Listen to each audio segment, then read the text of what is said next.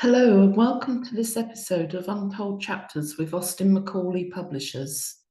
Today we have an exclusive interview with Penny Pecorelli, author of A Castle in Italy, a contemporary romance centered around the character of Gabriella and her life-changing inheritance in Italy. Stay tuned to hear about the inspiration behind the characters and this tale in a Tuscan setting. Good morning, Penny. Thank you for attending one of our Untold Chapters episodes. Would you like to explain a bit about yourself and the book? Then we can get underway. Good morning, Nadine.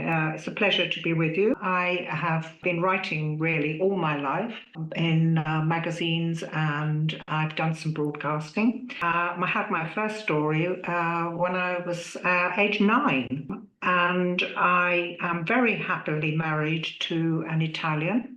And we're almost about to celebrate our 60th wedding anniversary. And I absolutely love the country and its people. My book is the story of Gabriella, who is born with a silver spoon in her mouth, being the daughter of a count. But she's a young student in London. Her father dies, and she is left with a large estate to run. She has to come back to Italy, and there are many people to care for, and it's the story of her fight to keep them together. We have a house in Arezzo, which is a walled city not far from Florence, and we're lucky enough to have a house in the square, which is mentioned in the book. The Arezzo has a joust twice a year, and it's the four quarters of the city who fight against each other.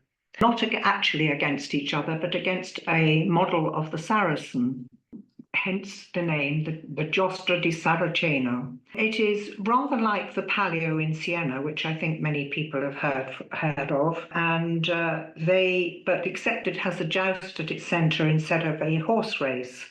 It's an absolutely unique spectacle, which we are lucky enough to be able to watch from our balcony. We always say it's rather like the cup final, but rather more serious.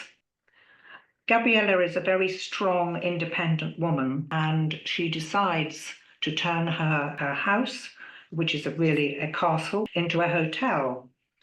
And she needs a manager, so enter our hero. And I have to say that Josh, our hero, is luckily enough a hotel manager, but the prequel to the story, which I've introduced, is actually a true story, which happened to a friend of my daughter's. Josh and Gabriella, are my hero and heroine, see each other across a tube carriage, and they fall instantly for each other, and their friend encourages them to meet. And my daughter's friend did exactly the same thing many years ago. They are now married and have 2 grown-up children. So truth is actually stranger than fiction. But she also wants to overthrow years of tradition in that the joust only has male riders. And she is absolutely determined to break that tradition and take part in the joust. How did you balance the romantic elements with the other elements in the book? Yeah, okay. Josh and Gabriella have a common aim: to make the hotel a success. But of course, all romances have challenges. Josh has discovered that she is a countess, and he feels that he is of humble birth and not worthy of her. But he is still prepared to help work in the hotel. My family has a very successful hotel business, so I know the pitfalls as well as the triumphs of working in hotel business.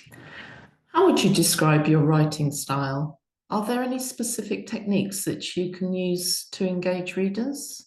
As far as writing my books are concerned, I write perhaps in a white-hot heat, having thought about the plot for many weeks, and then go back and insert and delete. I have to say I do get very emotionally involved. If I don't feel it, I believe the reader won't. I think in any romance, there has to be a heart. In other words, the characters have to be loving, perhaps, and very emotionally involved with the lead character. So I have introduced people who look after her while she is in fact an orphan. But there also has to be conflict, conflict of character, conflict of an evil character, which I've introduced.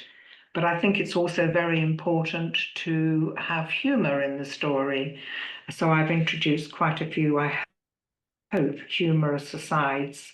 And then there's also the fact of tension in the story.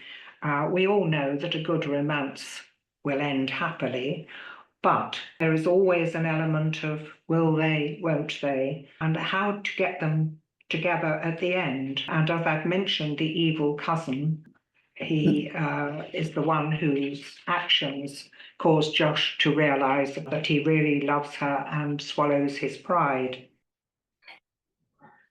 What message do you hope readers will take away from the book?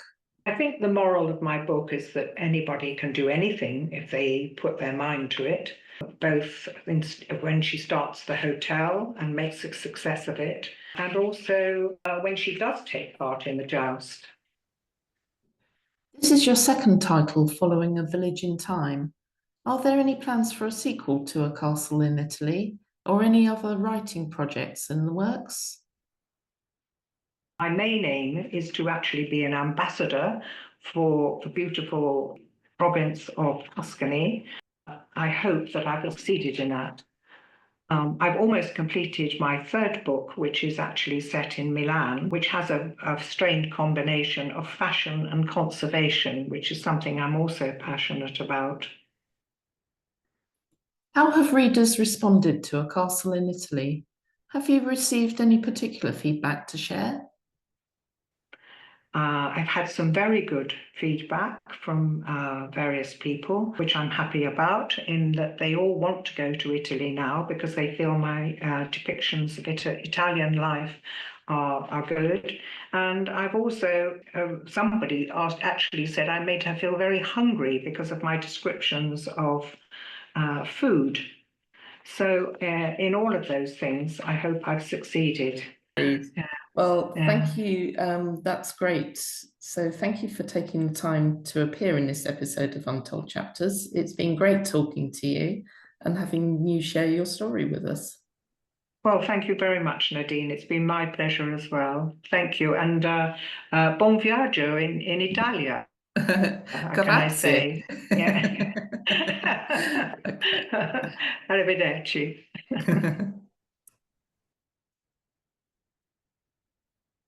Thank you for listening to the latest episode of Untold Chapters. If you're watching on YouTube, don't forget to like, comment, and subscribe. There will be a link in the description for our author Penny Pecorelli and her book A Castle in Italy. If you're listening on Spotify, please follow and give this episode a 5-star review.